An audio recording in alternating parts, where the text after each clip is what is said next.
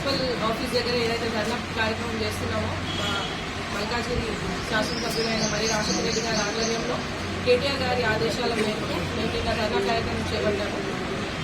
అక్కడ ధర్నా చేసే టైంలో డీసీ గారు అరౌండ్ 10:30, 10:40కి వచ్చినప్పుడు వారు అక్కడ ఎమ్మెల్యే గారు అన్నది కూడా చూసుకోకుండా, అంటే కార్లో ఆయన ఉన్నారని తెలిసి కూడా కారు తీయకుండా కార్లోనే కూర్చొని, అంటే మేము జరిగే వరకు, అంటే మేము లోపలికి వెళ్ళాకనే నేను ఎమ్మెల్యే గారిని ఆఫీస్లో కలుస్తానని చెప్పడం మాకు అందరూ కూడా చాలా ఆశ్చర్యం వేసింది. అంటే ఒక ప్రజాప్రతినిధి, పబ్లిక్లీ ఎలక్టెడ్ పర్సన్ ఎమ్మెల్యే గారు, మల్కాజ్గిరి ఎమ్మెల్యే అయినప్పుడు ఆయన రెస్పెక్ట్ కోసమన్నా ఆయన దిగి కలవాల్సింది ఉంటే ఆయన అది దిగకుండా ఇంకా కార్లోనే కూర్చొని అక్కడ కూర్చున్న వాళ్ళందరినీ కూడా కారు తీసుకురావడం అదంతా కూడా చాలా బాధాకరమైన విషయము. ఒక మున్సిపల్ కమిషనర్ అయ్యుండి ఒక పార్టీకి ప్రజలకు అందరినీ కూడా ఒకే రకంగా చూడాలి. అట్లాంటిది ఒక ఎమ్మెల్యే గారు వచ్చినప్పుడు ఆయన దిగకపోవడం, ఇలాంటి చేయడం, ఇంకా మీ నుంచి నేను వెళ్ళి కేసు బుక్ చేయడం, ఎఫ్ఐఆర్ చేయడం కూడా అదంతా కూడా అసలు మాకు ఏమి కూడా అర్థం కావట్లేదు. ఇవన్నీ ఎందుకు చేస్తున్నారు?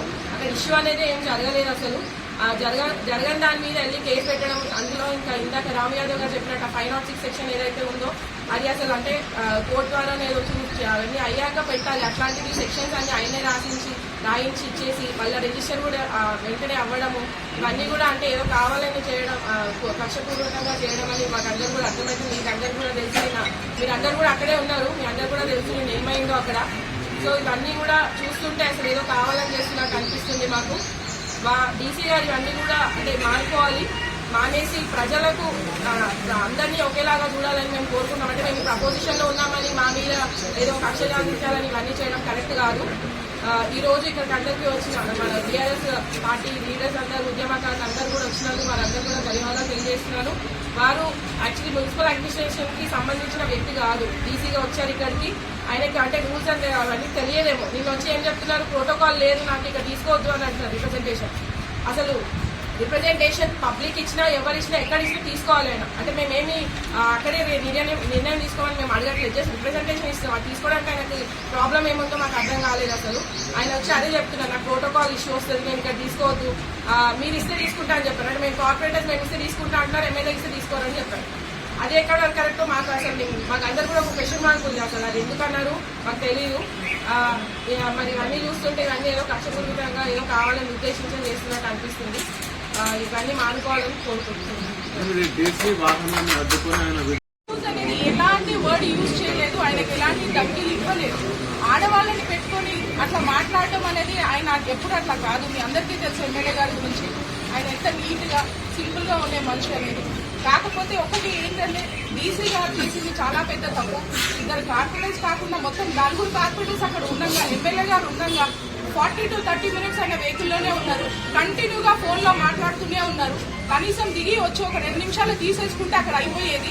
మా కార్యకర్తలు కూడా ఓపికతోని మా ఎమ్మెల్యే ఏం చెప్తారని సైలెంట్ గా ఉన్నారు. ఎలాంటి ఇష్యూ అక్కడ జరగలేదు. మేమంతా నీట్ గా పోయినప్పుడు ఆ 2 నిమిషాలు వచ్చి తీసుకోవడానికి ఆయనకు అంత పెద్ద ఈగో ఏంటో నాకు తెలియదు. ఆఫ్టర్ ఆల్ ఒక డీసీ అయినా ఎమ్మెల్యే గారికి మర్యాద ఇవ్వకుండా ప్రోటోకాల్ ప్రకారంగా కార్పొరేటర్స్ ఉన్నప్పుడు వచ్చి నీట్ గా తీసుకుంటే అయిపోయేది. మేము కూడా ఇది కమిషనర్ గారికి, మేయర్ గారికి కంప్లైంట్ ఇవ్వడం జరిగింది. ఇలాంటి ఇష్యూ అయితే మళ్ళీ ఇంకోసారి సహించేది లేదు. యాక్చువల్లీ ఆయన చేసే పని మా అందరికీ తెలుసు. ప్రతి ఒక్కరికి ఆయన ఒక డీసీగా ఉండి పార్టీ తరఫుగా పనిచేయడం అనేది చాలా తప్పు. ఏ పార్టీ అయినా కానీ ఇంతకు ముందు మేము ప్రభుత్వంలో ఉన్నప్పుడు కూడా ఈ పార్టీ ఆ పార్టీ అని మేము ఎప్పుడు క్వశ్చన్ చేయలేదు, అందరికీ పని చేయమని చెప్తున్నాం. మొన్న బీజేపీ వాళ్ళు వచ్చినప్పుడు బయటికి వచ్చి తీసుకున్న వ్యక్తి మా ఎమ్మెల్యే గారు బయట ఇస్తా అన్నప్పుడు ఆయనకు అంత ఈగో హాట్ ఎందుకు అవుతుంది? వచ్చి తీసేసుకుంటే అయిపోతుంది కదా, సింపుల్ ఇష్యూ కదా. మేము ధర్నా చేయడానికి వచ్చినాం, కొట్టుకోవడానికి రాలేదు కదా.